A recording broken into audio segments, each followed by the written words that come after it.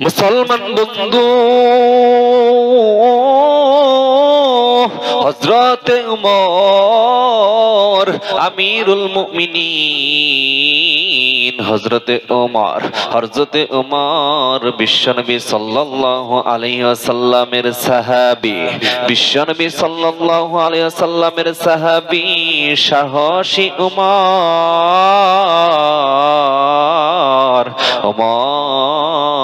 ভোরবেলায় মসজিদ থেকে ফজরের নামাজ আদায় করিয়া যখন তার গন্তব্য তার বাড়ির দিকে রওনা দিল, তার বাড়িতে যখন যাইতেছে, তার বাড়ির দিকে যখন রওনা দিল, তার বাড়িতে হাঁটি হাঁটি পা পা করে যায়। অর্ধেক যাওয়ার পর ওমর রাস্তার পাশে খেল করলো। রাস্তার পাশে দেখে এক যুবক, রাস্তার পাশে এক যুবক গড়াগড়ি করতেছে আর কাঁদতেছে, এমন ভাবে কান্না করতেছে। এবার এই দৃশ্য হযরতে ওমর দেখিয়া হযরতে ওমর যুবকটির কাছে যাইয়া যুবককে প্রশ্ন করলেন, যুবককে জিজ্ঞাসা করলেন, রে যুবক রে, কে গো তুমি? কে তুমি কি তোমার পরিচয়? এবার যুবক ডাক দিয়ে বলে, আমিরুল মুমিনিন,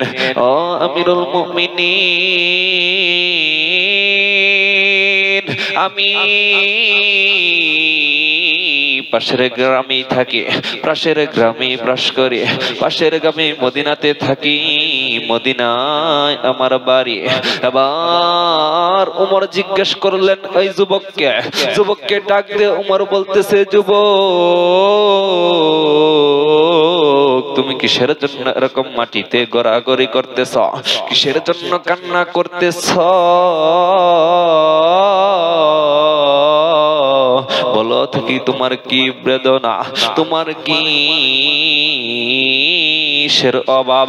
এবার হযরতে ওমর এই কথা যখন যুবককে জিজ্ঞাসা করলেন, এবার যুবক কান্না মাখা কণ্ঠ দিয়ে ডাক দিয়ে বলে, ওমর ভাই, আমি কিসের জন্য এরকম করে কান্না করতেছি এ কথা আমি আপনাকে বলবো না, এ কথা আমি আপনাকে বলতে চাই না। এবার হযরতে ওমর জিজ্ঞাসা করলেন, তাহলে যুবক তুমি কার কাছে বলতে চাও তোমার দুঃখের কথা, তোমার বেদনার কথা তুমি কার কাছে বলতে চাও? এবার যুবক ওমরকে ডাক দিয়ে বলে, ওমর ভাই,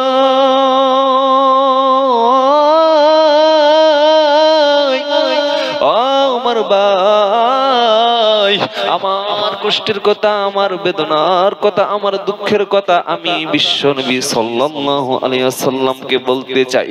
নিবানি নিয়া যাবানি রে ওমর, আমাকে বিশ্বনবী সাল্লাল্লাহু আলাইহি ওয়াসাল্লামের দরবারে। এবার ওমর যুবককে বললেন, যুবক তুমি যেহেতু আমার কাছে বলতে পারবা না, তুমি যেহেতু আমাকে তোমার দুঃখের কথা বলবা না, তাহলে চলো যাই বিশ্বনবী সাল্লাল্লাহু আলাইহি ওয়াসাল্লামের দরবারে। এবার ওমর যুবককে সঙ্গী বানাইয়া, যুবককে সাথে লইয়া বিশ্বনবী সাল্লাল্লাহু আলাইহি ওয়াসাল্লামের দরবারের দিকে রওনা দিলেন। এবার ওমর বিশ্বনবী সাল্লাল্লাহু আলাইহি ওয়াসাল্লামের কাছে যায়া, বিশ্বনবী সাল্লাল্লাহু আলাইহি ওয়াসাল্লামের দরবারে যায়া ডাক দিয়ে বলে, নবীজি, ও নবী গো, বিশ্বনবী সাল্লাল্লাহু আলাইহি ওয়াসাল্লাম ওমরের ডাকার আওয়াজ পাইয়া, ওমরের ডাক শুনিয়া দরজার কিনারায় আসলেন। দরজা খুলিয়া দেখে হযরতে ওমর সাহসী সাহাবী, হযরতে ওমরের চোখের পানি পড়ে, কান্না মাখা চেহারা। এবার বিশ্বনবী সাল্লাল্লাহু আলাইহি ওয়াসাল্লাম এরকম দৃশ্য দেখার পর, বিশ্বনবী সাল্লাল্লাহু আলাইহি ওয়াসাল্লাম এরকম দৃশ্য দেখার পর ডাক দিয়ে বলে, ওমর রে, তোমার কিসের অভাব? তোমার কি এমন হইল?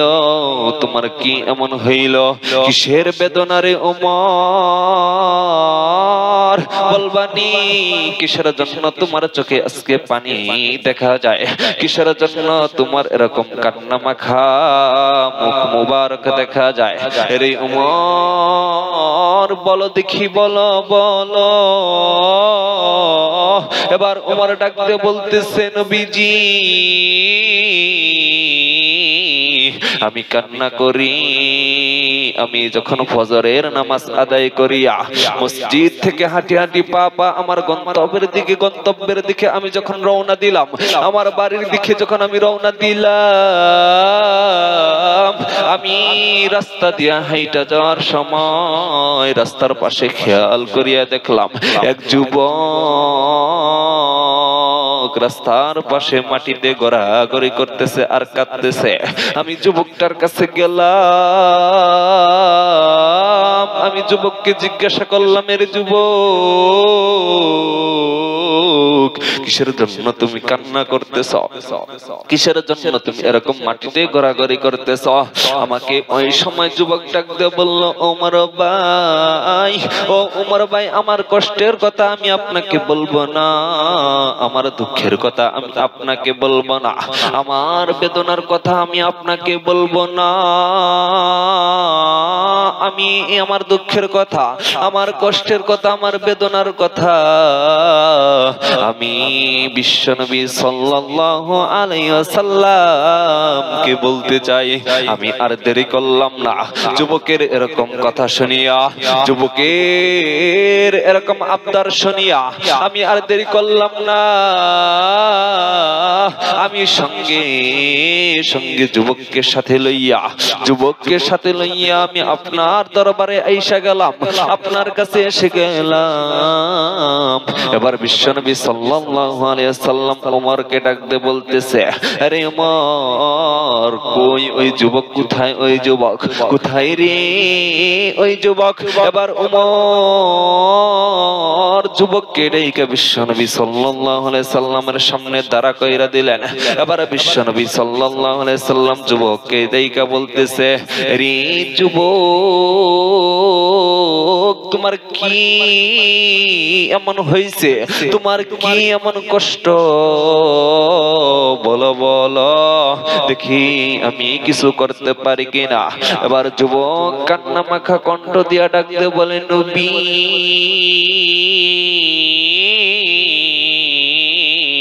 ও নবীজি, ওগো নবীজি, আমার যেই কষ্ট, আমি যেই অপরাধ করেছি, যেই গুনাহ করেছি, আমার গুনার ভয়ে জাহান্নামের ভয়ে কান্না, আমি জাহান্নামের ভয়ে এরকম ঘোরাঘুরি করতেছি, আমি জাহান্নামের ভয় আমার ভিতরে ঢুকে গেছে।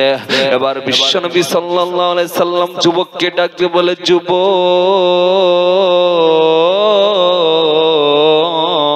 এরে যুবক, তুমি কি এমন গুনাহ করেছো? কি এমন অপরাধ করেছো? কি এরকম অন্যায় করেছো যা তোমাকে এতটা জ্বালাইতেছে, যা তোমাকে জাহান্নামের ভয় ঢুকাইয়া দিছে? এবার যুবক ডাকতে বলতেছে, নবীজি, আমি এই সেই গুনাহ করি নাই, এই সেই অন্যায় করি নাই, আমি এমন ছোটখাটো ভুল করি নাই। এবার বিশ্বনবী সাল্লাল্লাহু আলাইহি সাল্লাম যুবককে ডাক দিয়ে বলতেছে, যুবক, তুমি কি জমিনের সমান গুনাহ করেছো? তুমি কি আসমান পরিমাণ গুনাহ করেছো, অপরাধ করেছো? এবার যুবক ডাক দিয়ে বলে, ও নবীজি, আমি মনে হয় আমি এই জমিনের থেকেও গুনাহ করেছি, আসমানের থেকেও গুনাহ করেছি, আমি মনে হয় পাহাড়ের চেয়ে বড় গুনাহ করে ফেলেছি। এবার বিশ্বনবী সাল্লাল্লাহু আলাইহি সাল্লাম ডাক দিয়ে বলে, ও যুবক, তাহলে বলো দেখি কি এমন গুনাহ করেছো যা জমিনের থেকেও বেশি মনে হয় তোমার কাছে, আসমানের চেয়েও বেশি মনে হয় তোমার কাছে। এবার যুবক বিশ্বনবী সাল্লাল্লাহু আলাইহি ওয়াসাল্লামকে ডাক দিয়ে বলতেছে, ও নবীজি, তাহলে শোনেন শোনেন, আমার অপরাধের কথা শোনেন, আমার অন্যায়ের কথা শোনেন, আমার গুনার বর্ণনা শোনেন। এবার বিশ্বনবী সাল্লাল্লাহু আলাইহি ওয়াসাল্লাম যুবককে ডাক দিয়ে বলতেছে, যুবক বলো দেখি, বলো বলো দেখি তোমার কি এরকম অপরাধ হয়েছে। এবার যুবক ডাক দিয়ে বলতেছে, ও নবীজি, এই মদিনায় যত মানুষ মারা যায়, যত লোকজন মারা যায়, যত লোকজন দাফন করে, যত মুসলমানদেরকে দাফন করে, আমি রাত্র গভীর বেলায় যাইয়া আমি ওই কবর, যেখানে কবর করে, যেখানে দাফন করে, ওইখানে যাইয়া আমি তাদের কবরটা খনন করি, আমি তাদের কবর থেকে মাটি সরাই, আমি তাদের কবর থেকে মাটি সরাইয়া বাঁশগুলা সরাই, চাটাইগুলা সরাই, আমি সব সরাইয়া আমি কবরের ভিতরে ঢুইকা যেই লাশটাকে যেই কাপড় দিয়া, যেই কাফনের কাপড় পরাইয়া লাশ দাফন করে, সেই কাপড়টা আমি লাশের কাছ থেকে খুইলা ফালাই, লাশের শরীর থেকে আমি কাপড়টা খুলে ফেলি, খুলে নিয়ে কাপড়টা সুন্দর করে বাস করে আমি বাজারে বিক্রি করে দেই, আমি বাজারে বিক্রি করে দেই। আমি এরকম কাজ করি, এটাই আমার নেশা, এটাই আমার পেশা, এটাই আমার পেশা ছিল। কিন্তু নবীজি, ও নবীজি, নবী শুনেন, আজ থেকে 3 দিন পূর্বে মদিনার মধ্যে এক যুবতী মারা গেল, এক মেয়ে মারা গেছে। আমি তার মরার খবর শুনিয়া, তার দাফনের খবর শুনিয়া আমি রাত্র গভীর বেলায় আমি সেই যুবতীর কবরের ভিতরে গেলাম, কবরের পাশে দাঁড়াইয়া আমি কবরটাকে খনন করলাম, আমি বাঁশগুলা সরাইলাম, আমি চাটাইটা সরাইলাম, আমি সব সরাইয়া আমি ওই কবরের ভিতরে ঢুইকা গেলাম। এবার আমি ওই যুবতীর কাফনটাও আমি নিয়ে নিলাম। আমি যখন যুবতীর শরীর থেকে কাপড়টা খুলিয়া আমার গন্তব্যের দিকে, আমার বাড়ির দিকে আমি রওনা দিয়ে দিলাম, পিছন থেকে আমাকে শয়তান ধোঁকা দিল। আমি যখন কবর থেকে উঠে দাঁড়াইলাম, আমি যখন বাড়ির দিকে যাব, আমি যখন আমার বাড়িতে চলে যাব, ওই সময় শয়তান ডাকতে বলতেছে, যুবক, এরে যুবক, তুই যেই কবর থেকে, যেই যুবতীর লাশের থেকে যেই কাপড় তুই গ্রহণ করলে, যেই কাপড় তুই নিলি, তুই কি একটু খেয়াল করছ? তুই কি একটু লক্ষ্য করছ? যুবতী এত সুন্দরী, এত পরিমাণ যুবতীর রূপ, তোর কি একটু মনে হয় না? তোর কি একটু অসাধ জাগে না? তোর কি মনে চায় না যুবতীর সাথে জিনা করার জন্য? এবার যুবক বিশ্বনবী সাল্লাল্লাহু আলাইহি ওয়াসাল্লামকে ডাক দিয়ে বলতেছে, ও নবীজি, আমি এরকম শয়তানের দুখায় পড়িয়া আমি আমি জিনায় লিপ্ত হয়ে গেলাম। আমি যখন জিনা করে ফেললাম, আমি যখন যুবতীর সাথে আমি জিনায় লিপ্ত হয়ে গেলাম, জিনা করা শেষ, আমি কবর থেকে উঠে গেলাম। আমি জিনা শেষে যখন আমার বাড়ির দিকে রওনা দেব, ওই সময় আমার পিছন থেকে সেই যুবতী কবর থেকে দাঁড়াইয়া ডাকতে বলতেছে, আরে যুবক, এ যুবক, এটা তুই কি করলি? এটা তুই কি করলি? এটা তুই কেমন কাজ করলি? আমার জীবনে আমার শরীরে কোনো নাপাকি লাগে নাই, কিন্তু যুবক রে, তুই আজকে আমাকে নাপাক বানাইয়া দিলি। যুবক শুনে রাখ, যুবক ভালোভাবে শুনে রাখ। যুবক, কাল কিয়ামতের ময়দানে যখন, হাসরের ময়দানে যখন বিচার কাঠগড়া আরম্ভ হয়ে যাবে, ওই সময় যুবক রে, আমি তোরে ছাড়বো না, এ ক্ষমা তোর আমি করব না। এবার যুবক ডাকতে বলতেছে, নবীজি, এরকম কথা যখন আমি শুনতে পেলাম ওই যুবতীর কাছ থেকে, ও নবীজি, ও নবী গো, এরকম কথা শুনিয়া আমার দিলের মধ্যে ধাক্কা লেগে গেল, আমার মনের মধ্যে ভয় ঢুকে গেল। জাহান্নামের ভয় যখন ঢুকে গেল, ও নবীজি বিশ্বাস করেন, ওই দিন থেকে একটা লুকমা পরিমাণ আমার খানা আমার পেটে দিতে মন চায় না, একটু পানি পান করতে মন চায় না, দুনিয়ার কিছু ভালো লাগে না। ও নবীজি, আমার শরীরে যেন কেমন জ্বালা পোড়া লাগে, কেমন জানি অশান্তি কাজ করে। ও নবীজি, ও নবীজি,